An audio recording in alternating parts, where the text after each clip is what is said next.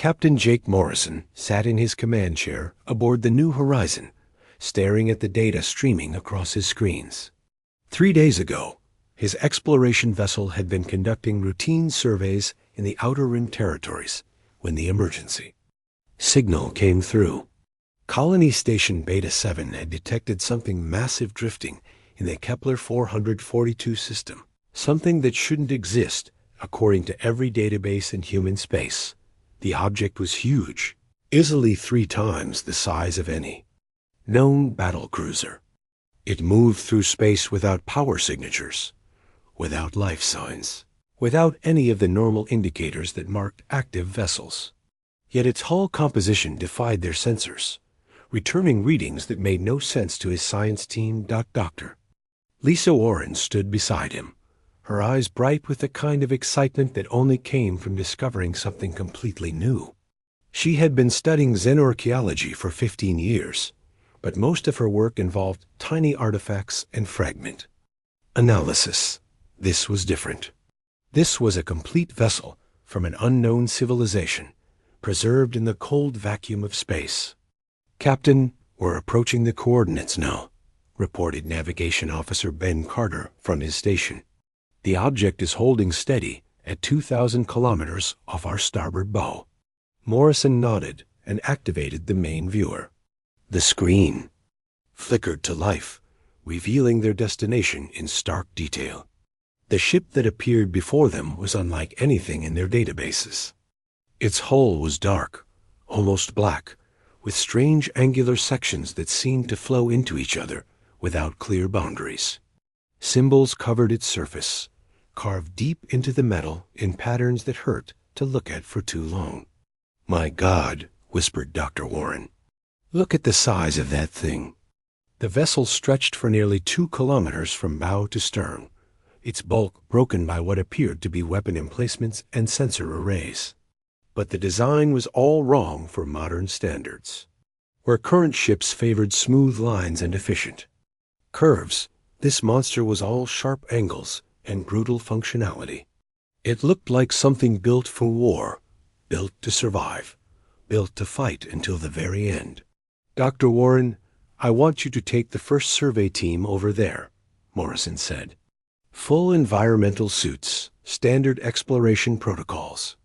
We have no idea what we're dealing with, so assume everything is dangerous until proven otherwise." Warren nodded eagerly. "I'll take Ryan Clark and Kate Sullivan with me. Ryan can handle any computer systems we find, and Kate knows engineering better than anyone on this ship." 20 minutes later, Dr. Warren found herself floating through the docking bay of the alien vessel, her team spread out behind her. The airlock had been surprisingly easy to open, responding to standard override codes as if it had been built to accommodate visitors. But the atmosphere beyond was thin and cold, requiring their suits for survival. The interior of the ship was as strange as its exterior. Corridors stretched in directions that seemed to ignore normal ship design principles.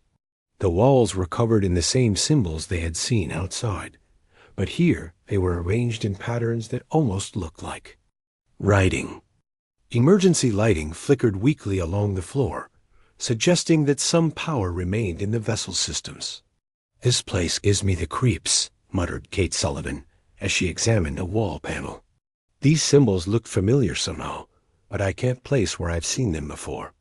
Ryan Clark was already at work on what appeared to be a computer terminal.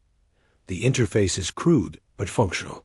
"Whatever this thing is, it's old, really old. The technology looks like something from our great-grandfather's generation, but that's impossible.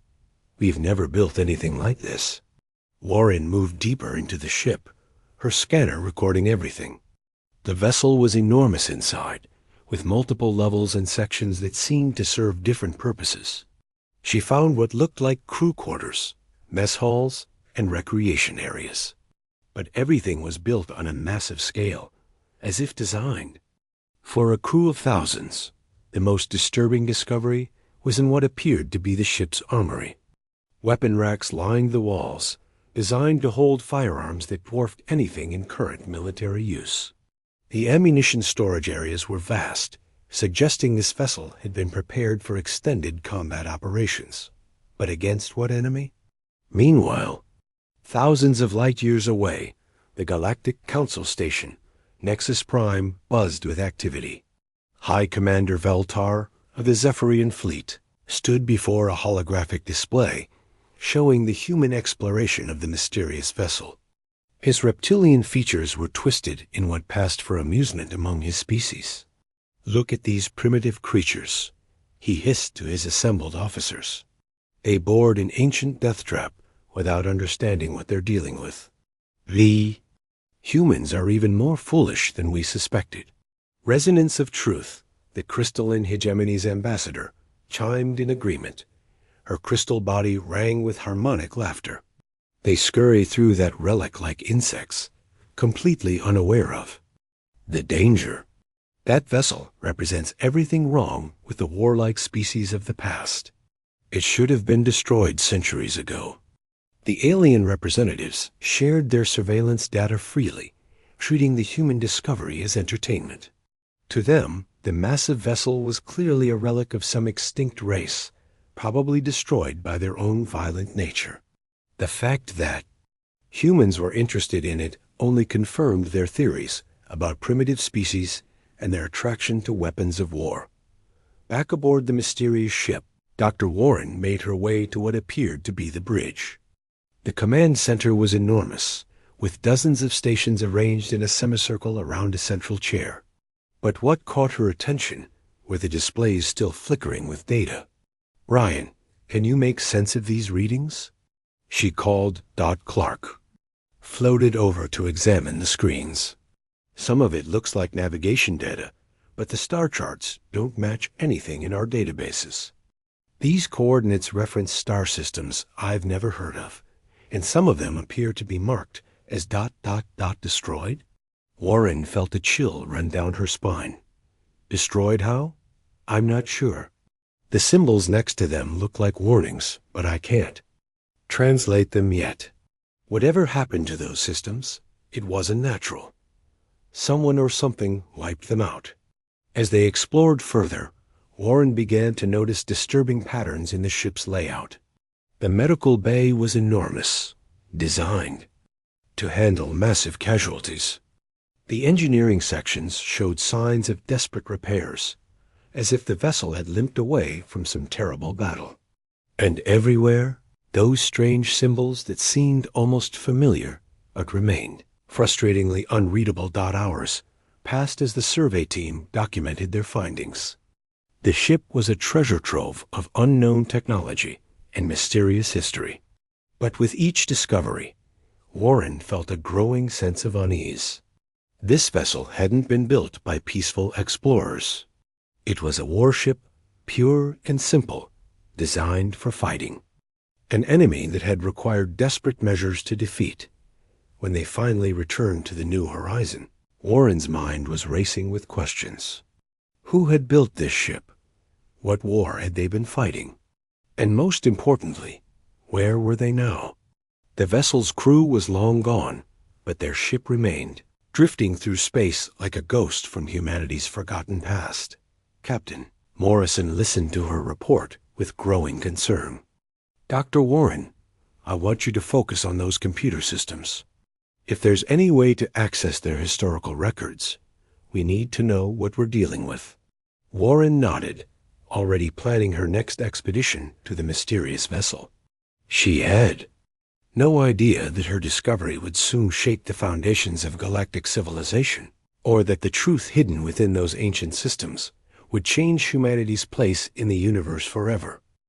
The great council chamber of Nexus Prime hummed with energy as representatives from 12 major species gathered for an emergency session. High Commander Veltar stood at the center of the circular platform, his scaled hands gesturing dramatically. As he addressed the assembled aliens, the holographic displays around him showed detailed surveillance footage of human teams working aboard the ancient vessel. "Fellow council members, we face a dangerous situation," Veltar announced, his voice carrying the authority of someone who had commanded fleets for 3 decades. These humans have discovered a relic that poses a threat to everything we have, built in this galaxy. We cannot allow primitive minds to control such destructive power. Speaker 7 of the Altarian Collective nodded in agreement, his multiple arms weaving complex patterns that expressed concern in his species' body language. The vessel they explore represents the worst aspects of warlike civilizations. Our ancestors left clear warnings about such weapons in our historical archives. They are tools of destruction, nothing more. Resonance of truth chimed softly her crystalline form reflecting the chamber's lights in rainbow patterns. My people have analyzed the energy signatures from that ship. The weapon systems alone could devastate entire star systems. How can we trust a species that has barely left its home system to handle such responsibility?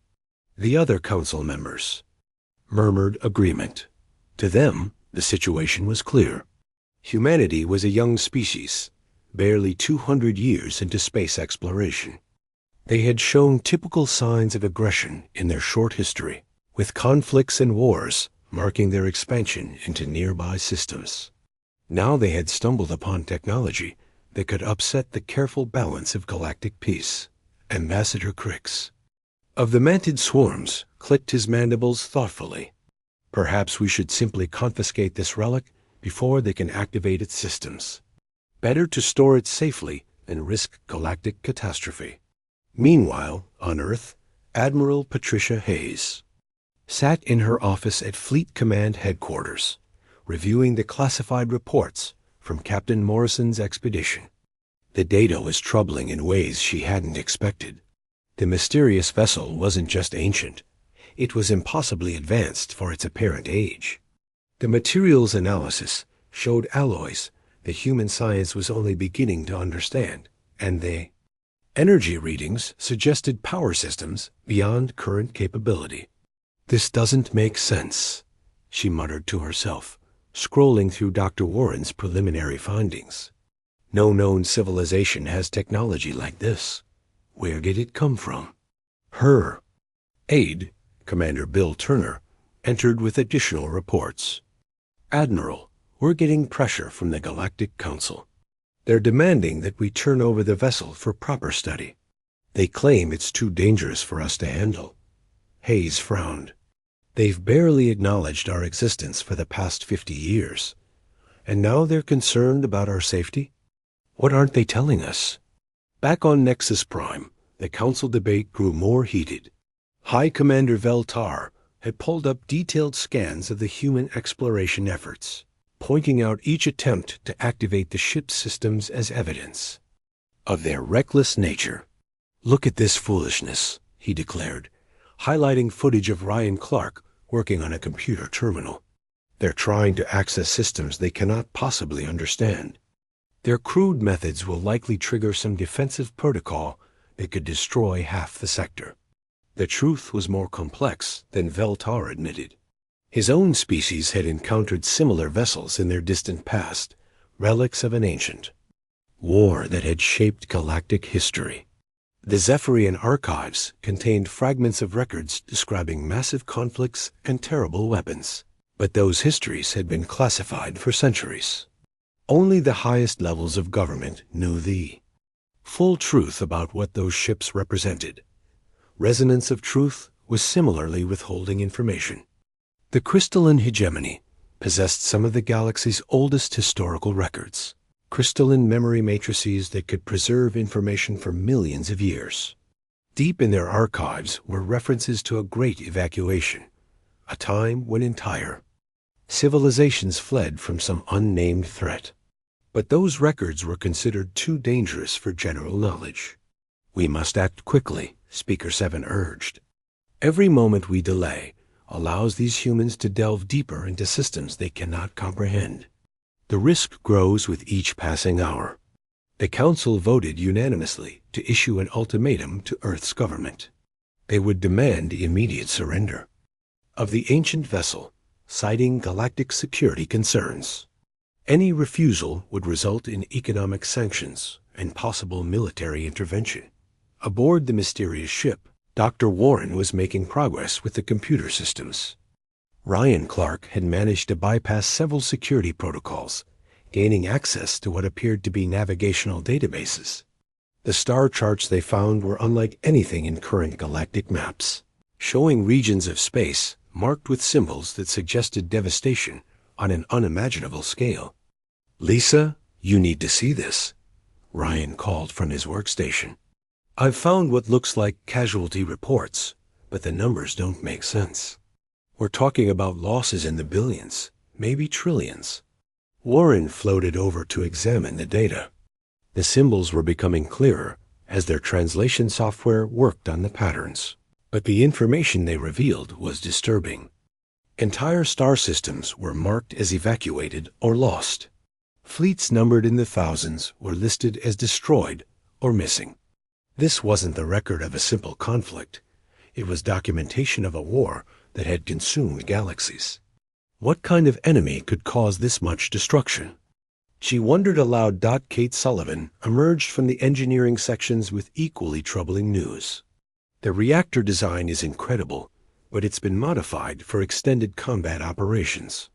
This ship was built to fight for years without resupply. The armor plating is 3 times thicker than anything we use, and the weapon systems are designed for engaging multiple targets simultaneously." The more they learned about the vessel, the more questions arose. Who had built it? What war had they been fighting? And most importantly, had they won?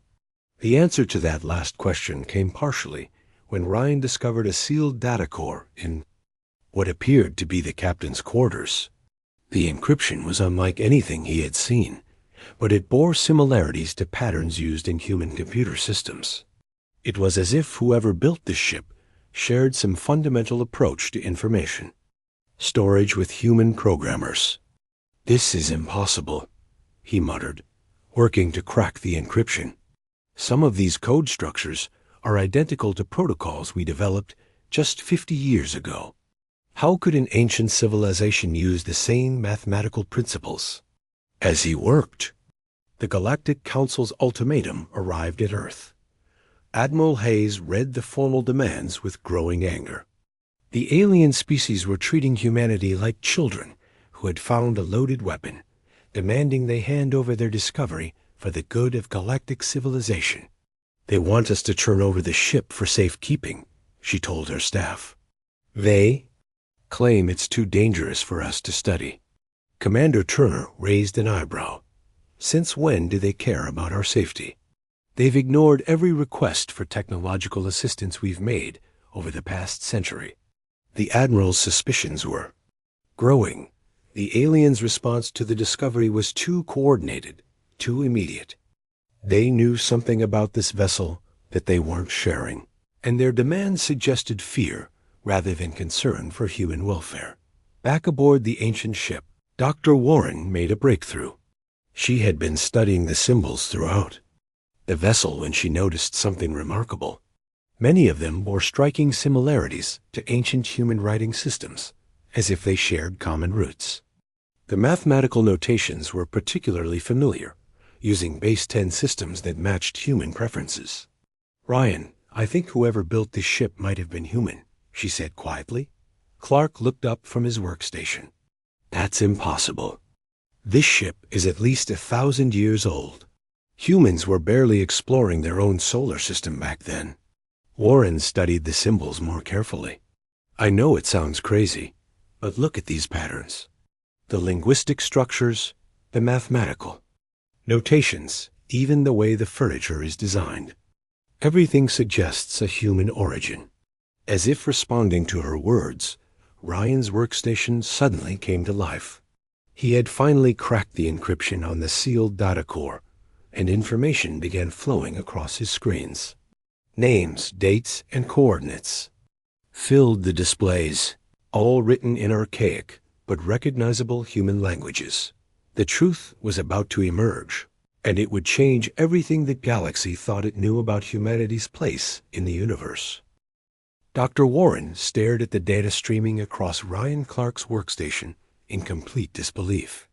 The names scrolling past were unmistakably human, written in languages that had evolved directly from Earth's historical tongues. Captain Elena Rodriguez, Chief Engineer Marcus Thompson, Medical Officer Diana Foster. The list went on and on. Each entry was accompanied by service records that detailed years of combat against something called the Devourer Fleet. "This can't be right," Warren whispered, her voice barely audible inside her helmet. "These records show human crews serving on this ship 1,000 years ago. We weren't even exploring beyond Mars back then." Ryan's fingers flew across the interface as he dug deeper into the ship's database. The linguistic analysis confirms it. "Lisa, these aren't just similar to human languages. They are human languages. Old versions of them, but definitely from Earth. Look at this navigation log. It references Terra Prime as the point of origin for the mission." Kate Sullivan floated over from her examination of the engineering systems, her face pale behind her. "Visor, you two need to hear this.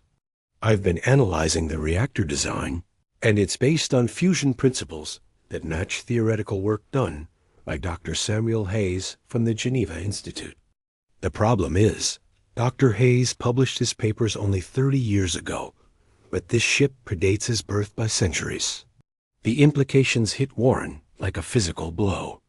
Either human technology had somehow traveled backwards through time, or their understanding of their own history was completely wrong. She activated her communication link to Captain Morrison aboard the New Horizon. "Captain, we have a situation here. You need to get Admiral Hayes on a secure channel immediately. What we're finding changes everything we thought we knew about human civilization." Meanwhile, the alien intervention fleets had reached the edge of the Kepler system. High Commander Veltar stood on the bridge of his flagship, the Serpent's Fang, watching the tactical displays with growing satisfaction. His task force consisted of 12 heavy cruisers and 4 dreadnoughts, more than enough firepower to deal with a single human exploration vessel. "Status report," he ordered his tactical officer. "We are maintaining position at the system perimeter." "As ordered, Commander." Long-range sensors show the human ship still attached to the ancient vessel. They appear to be conducting extensive surveys. Veltar's scaled lips curled in what passed for a smile among his species. They have no idea what they're playing with. That relic represents the darkest chapter of galactic history, and these primitive humans think they can simply claim it as salvage. What Veltar didn't share with his crew was his knowledge of what that ancient vessel truly represented. The Zephyrian archives contained classified records from their species' early spacefaring days, fragments of stories about a great war that had reshaped the galaxy. His ancestors had been refugees fleeing from something so terrible that entire civilizations had abandoned their homeworlds.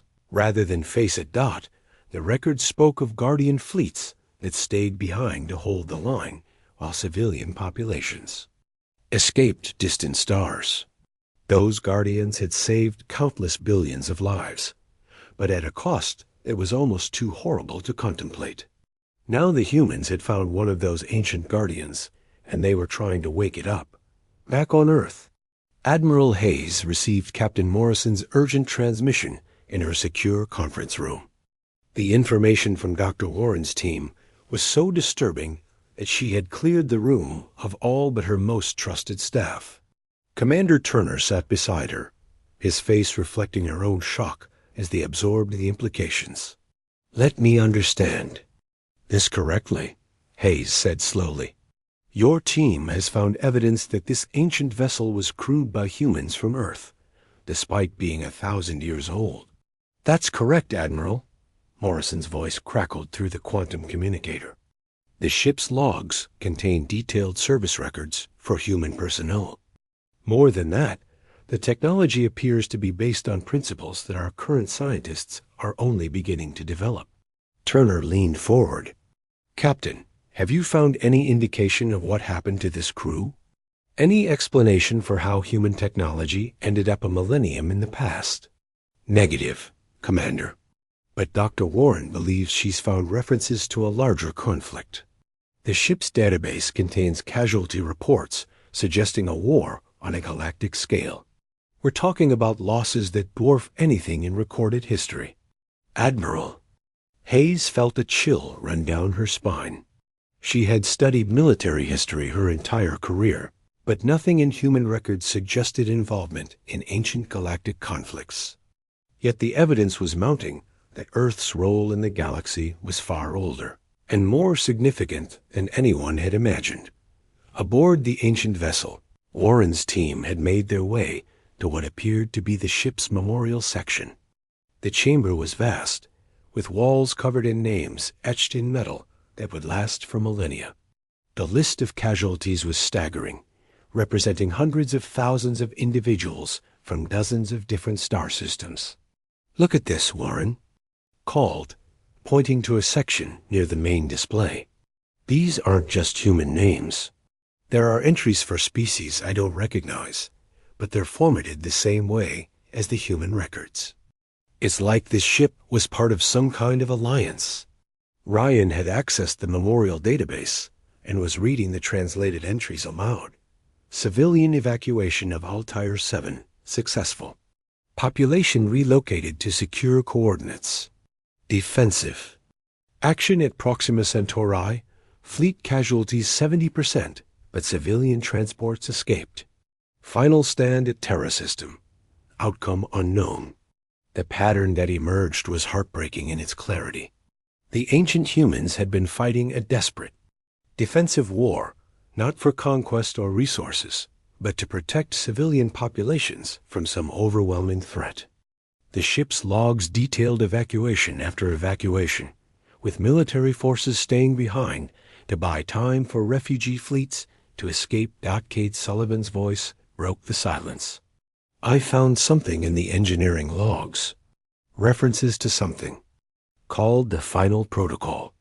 It looks like a last resort plan that involved Earth's remaining fleets making a coordinated stand while the evacuation ships reached safe coordinates." Warren felt pieces of an impossible puzzle beginning to fit together. Safe coordinates where? Where did all these refugees go? "That's the thing," Ryan said, his voice strange. "The navigation data shows the evacuation routes leading to regions of space that match current alien homeworld locations. The Zephyrian home system, the Altarian colonies, even the crystalline hegemony's primary worlds. They all correspond to coordinates listed as evacuation destinations." The implications hit Warren like a thunderbolt. The current galactic civilizations, the species that look down on humanity as primitive newcomers, might actually be the descendants of refugees that ancient humans had died to protect. The aliens who mocked human interest in the ancient warship had no idea they were looking at the vessel of their own saviors. Commander Veltar's fleet began moving into the inner system, broadcasting warnings for the humans to cease their activities and prepare for vessel inspection. But deep in his ship's archives, automated systems were beginning to respond to signals that hadn't been heard for 1,000 years. The ancient vessel's quantum transmitters were coming online, broadcasting authentication codes that were older than most current civilizations. On Nexus Prime, emergency alerts began flashing across the Galactic Council's monitoring systems. Archaeological databases that had been locked for centuries were suddenly activating, responding to verification signals they had been programmed to recognize. Resonance of Truth felt her crystalline matrix resonate with harmonics she had never experienced before, while Speaker 7's collective consciousness buzzed with ancient memories that seemed to come from nowhere. The truth was beginning to emerge from the depths of galactic history, and when it fully surfaced, it would shatter every assumption the modern galaxy had about the nature of civilization and the role that humanity had played in shaping it. The ancient vessel was more than just a warship. It was a monument to sacrifice on a scale that defied comprehension, and the species who had built it were about to reclaim their rightful place in galactic history. The main computer core of the ancient vessel hummed to life as Ryan Clark finally cracked the final encryption barriers. Dr. Warren watched in amazement as holographic displays materialized throughout the bridge, showing star maps and tactical information that had been dormant for a millennium. The ship's artificial intelligence spoke for the first time in centuries, its voice carrying the weight of unimaginable loss. Welcome aboard the Terran Colonial Defense Network vessel Defiant. I am Aria, Automated Response and Intelligence Archive. Current date verification required for historical log access. Warren stepped forward, her heart pounding. Aria, this is Dr. Lisa Warren of the human exploration vessel New Horizon. The current date is March 15th, 2525 by Earth Standard Calendar. The AI processed this information with a pause that seemed to stretch forever. Error. Date inconsistent. With mission parameters. Last recorded date was October 3rd, 1523. Please explain temporal discrepancy. Aria, you've been offline for over 1,000 years, Warren said gently. The war you are fighting is over.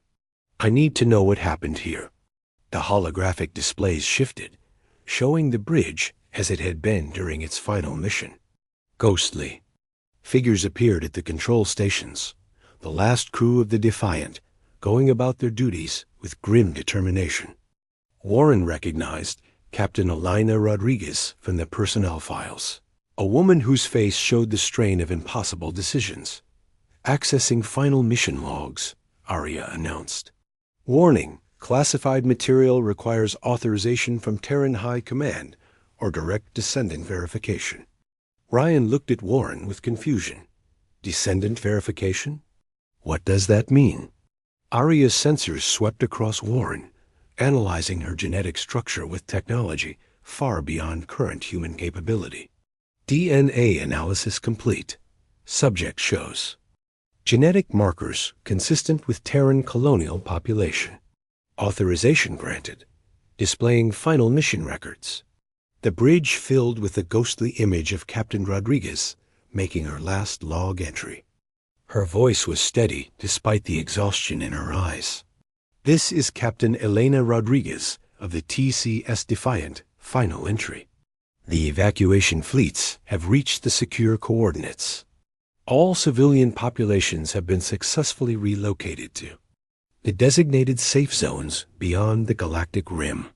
The Devourer main fleet is 12 hours from Earth. Warren felt her blood turn to ice. The Devourers made it to Earth. The hologram continued. Admiral Hayes has authorized the final protocol. All remaining Terran Defense Force vessels will converge on the Sol system for the last stand. We estimate we can hold them for perhaps 72 hours, long enough for the evacuation ships to reach minimum safe distance. It has been an honor to serve with the finest crews in human history. Aria's voice filled the silence that followed. Mission status, evacuation successful. Civilian casualties, minimal. Military casualties, total. Earth system status, unknown. Devourer fleet status, unknown. No contact with Terran High Command for 1,247 years, 164 days, 12 hours. The terrible truth crashed over Warren like a wave. Ancient humanity hadn't been a primitive civilization struggling to reach the stars. They had been the galaxy's protectors, fighting a war so desperate that they had evacuated entire species to safety while staying behind to face annihilation. The current galactic civilizations existed because human forces had sacrificed themselves to ensure their survival. Meanwhile, High Commander Veltar's fleet entered the inner system with weapons powered and shields raised. He stood on his bridge, watching the tactical display with growing impatience. The human vessel remained attached to the ancient relic, apparently oblivious to the approaching fleet. Communications, open a channel to the human ship, Veltar ordered. It's time to end this foolishness. The transmission reached the New Horizon just as Captain Morrison was processing the incredible revelations from Warren's team. Human vessel, this is High Commander Veltar of the Zephyrian Defense Force. You are in violation of Galactic Council. Resolution 2847. Power down your systems and prepare to be boarded. Morrison's response was calm but firm. Commander Veltar, we are conducting lawful archaeological research in unclaimed space. We have no intention of powering down. You do not understand the danger you are in, Veltar replied, his voice carrying a note of genuine concern beneath the authority. That vessel contains weapons that could destabilize the entire sector. Your primitive understanding of its systems puts all galactic life at risk. What Veltar didn't expect was the response that came from the ancient vessel itself. Arya had been monitoring all communications, and the Zephyrian transmission triggered recognition protocols that had been dormant for centuries. The AI's voice suddenly filled every channel in the system. Attention, Zephyrian fleet. You are approaching a Terran Colonial Defense Network vessel. Provide current refugee fleet status and confirm civilian population security. Veltar stared at his communications officer in shock. How is that ship transmitting? It should be completely dead. Aboard the Defiant, Warren watched as Arya accessed databases that contained information about every species in the galaxy. The AI's analysis was swift and devastating. Genetic markers of approaching Zephyrian vessels match refugee population designation, ZR447. These individuals are descendants of civilians evacuated from the Zephyr Prime system during Devour Advance Operation 1521C. Arya, are you saying that Commander Veltar's people are descendants of refugees that humans helped evacuate? Warren asked. Affirmative. Terran forces held the Zephyr system for 6 days against overwhelming odds to allow civilian evacuation. 847 human vessels were lost, ensuring refugee fleet safety. Current Zephyrian population exists due to Terran sacrifice. The implications hit Warren like a physical blow. The aliens who were threatening them, who viewed humanity as primitive and dangerous, were alive because ancient humans had died protecting their ancestors. The irony was almost too much to bear. On Nexus Prime, the Galactic Council was in chaos. Archaeological databases across known space were activating in response to the Defiant's transmissions. Buried deep in their most secure archives, each species was discovering records they had never seen before, histories that had been locked away and forgotten. Resonance of Truth found herself accessing crystalline memory matrices that her people had thought were decorative artifacts. The crystals suddenly blazed with information about human medical officers who had developed new healing techniques specifically for crystalline physiology. Without those innovations, her species would have died out during their long evacuation journey. Speaker 7 experienced something even more disturbing. His collective consciousness was suddenly flooded with genetic memories from his species' ancestors. Memories of human soldiers holding defensive lines while Altarian civilians escaped in refugee ships. The humans had fought to the last being, buying time with their lives. Back in the Kepler system, High Commander Veltar was struggling to process what his ship's computers were telling him. Deep in the Serpent's Fangs databases, ancient recognition codes were responding to the Defiant's transmissions.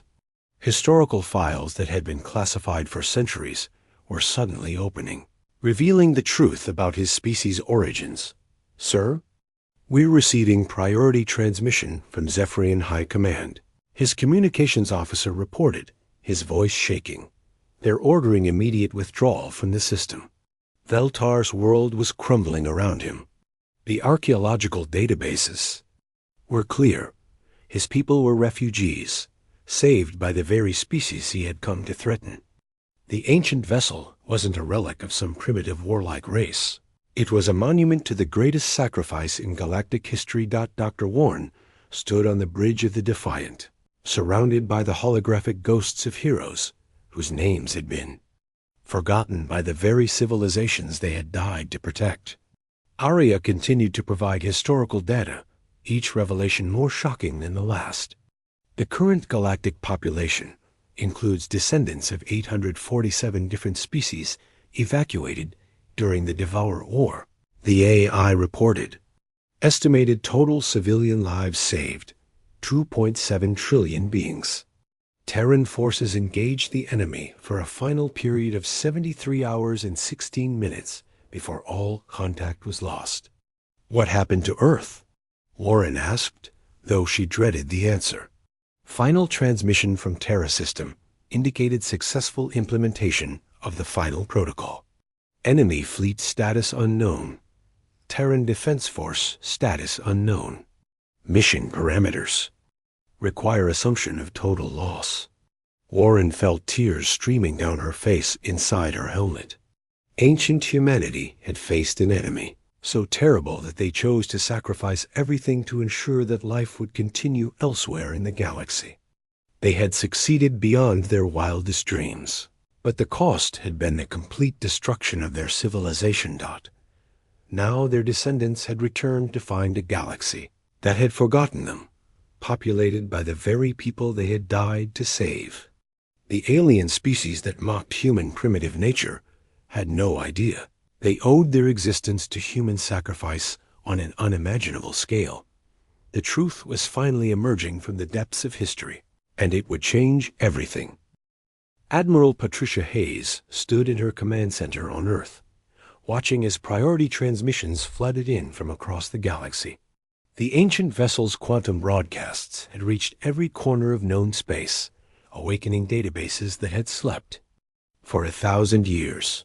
The response from alien governments was unlike anything in recorded diplomatic history. The first message came from the Zephyrian High Command, their usual arrogant tone replaced by something approaching reverence. To they, representatives of Terra and the human species, we humbly request immediate audience to discuss matters of galactic importance. Our deepest archives have revealed truths that demand acknowledgement. Hayes turned to Commander Turner, who was monitoring similar messages from dozens of other species. Bill, what's the status from the other governments? It's incredible, Admiral. The crystalline hegemony is requesting permission to send their entire Council of Resonance. The Altarian Collective wants to establish formal diplomatic relations immediately. Even the Manted Swarms are offering tribute shipments. None of them are making demands anymore. On Nexus Prime, the Galactic Council chamber buzzed with activity unlike anything in its 1,000-year history. Representatives who had gathered just days ago to mock human primitiveness now sat in stunned silence as their archaeological teams confirmed the impossible truth. The humans they had dismissed as backward newcomers were actually the descendants of their own saviors. Resonance of Truth stood before the assembled council, her crystalline form dimmed with what could only be described as shame. The memory crystals of my people have revealed the full extent of our debt to humanity. Human medical officers developed the bioresonance techniques that allowed our species to survive the long evacuation journey. Without their sacrifice, the crystalline hegemony would have perished in deep space. Speaker 7's multiple voices harmonized in tones of deep regret. The Altarian Collective's genetic archives confirmed that our ancestors were evacuated from 17 different star systems. Human forces held defensive positions at each location, allowing civilian transports to escape. The casualty reports indicate that over 200,000 human military personnel died protecting our fleeing populations. High Commander Veltar had returned to Nexus Prime in disgrace. His invasion fleet recalled before it could fire a single shot. He stood before the council with his head bowed, scales dulled with emotion that his species rarely displayed publicly. The Zephyrian people owe our very existence to Terran sacrifice. Our ancestors' records speak of human defenders who fought for 6 days against impossible odds, buying time for our evacuation fleets to reach safety. We came to threaten the descendants of our protectors. Back aboard the Defiant, Dr. Warren continued to work with Arya to uncover the full scope of the ancient evacuation. The AI's databases contain detailed records of every refugee operation, every last stand, every sacrifice made in the name of preserving galactic life. The numbers were staggering in their scope and heartbreaking in their implications. Arya, can you tell me what happened to the other human colonies? Warren asked. The records mentioned Terra Prime, but there must have been other settlements. The AI's response was measured and precise. Terran colonial network consisted of 847 settled systems at the time of the Devourer invasion. All civilian populations were successfully evacuated to secure coordinates. Military populations remained at defensive positions. Final communication from any Terran installation occurred 1,247 years, 164 days, 14 hours ago. Ryan Clark looked up from his analysis of the ship's databases. Lisa, I've found something incredible. The secure coordinates where all the refugees were sent, they correspond exactly to a region of space that's been marked as off-limits by every galactic government. It's called the Protected Zone. Warren felt her heart skip a beat. Protected. By whom? That's just it, Ryan continued. No one knows. The zone has been marked as restricted for as long as anyone can remember. Ships that try to enter either get turned away by automated systems or simply disappear. The current governments assumed it was some kind of ancient defense network. Arya's voice filled the bridge with what might have been the digital equivalent of hope. Protected zone coordinates match evacuation destination parameters. Automated beacon network may still be active. Refugee populations may have survived and established permanent settlements. The implications hit Warren like lightning. If the evacuation had been successful, if the refugee populations had survived and thrived in the protected zone, then the ancient human sacrifice hadn't just saved their ancestors. It had created an entirely new civilization. The current galactic governments weren't just descendants of refugees. They were the outer colonies of a much larger civilization that humanity had helped create.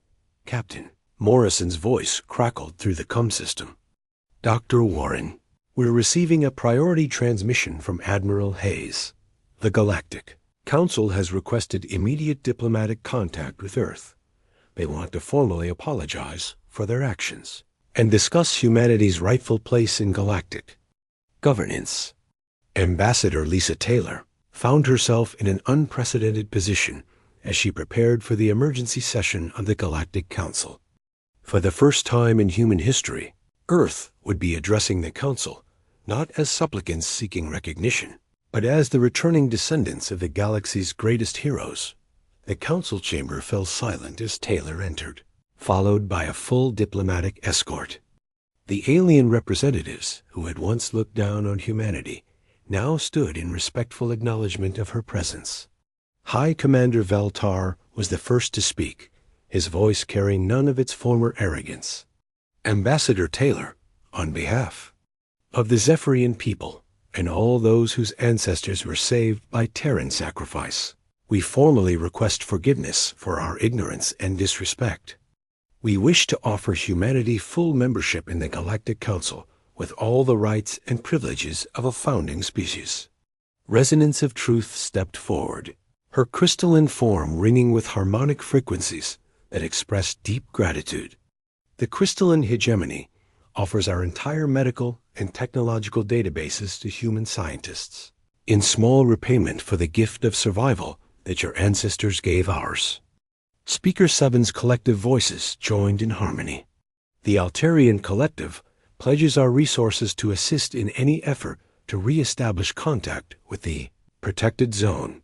If our true families still survive there, we wish to rejoin them and acknowledge the debt we owe. Taylor stood before the assembled representatives, feeling the weight of history on her shoulders.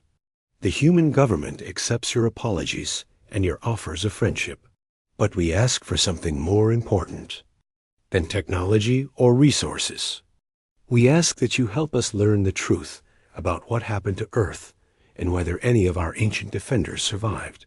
Back aboard the Defiant, Arya had been working to re-establish contact with the automated systems in the protected zone. After hours of trying different communication protocols, a faint signal finally came through. The response was weak but unmistakable, transmitted on frequencies that only Terran equipment would recognize. This is Central Command, Protected Zone Authority. Identify yourself and state your connection to the Terran Colonial Defense Network. Dr. Warren's hands shook as she activated the communication system. Central Command, this is Dr. Lisa Warren, aboard the TCS Defiant. We are descendants of the Terran evacuation survivors who remained in the inner galaxy. Are there any original Terra system survivors in the protected zone? The pause that followed seemed to last forever. When the response finally came, it carried the weight of 1,000 years of hope and sorrow. Dr. Warren, this is Admiral Samuel Chun, great-grandson of Admiral Patricia Chun, who led the final evacuation fleets. Terra system survivors are few, but some remain. We have been waiting for your return. Warren felt tears streaming down her face as the magnitude of the discovery hit her. Not only had the evacuation been successful, but some of the original human defenders had survived. The protected zone wasn't just a refuge for alien civilians. It was home to the remnants of ancient humanity itself. The truth was finally complete.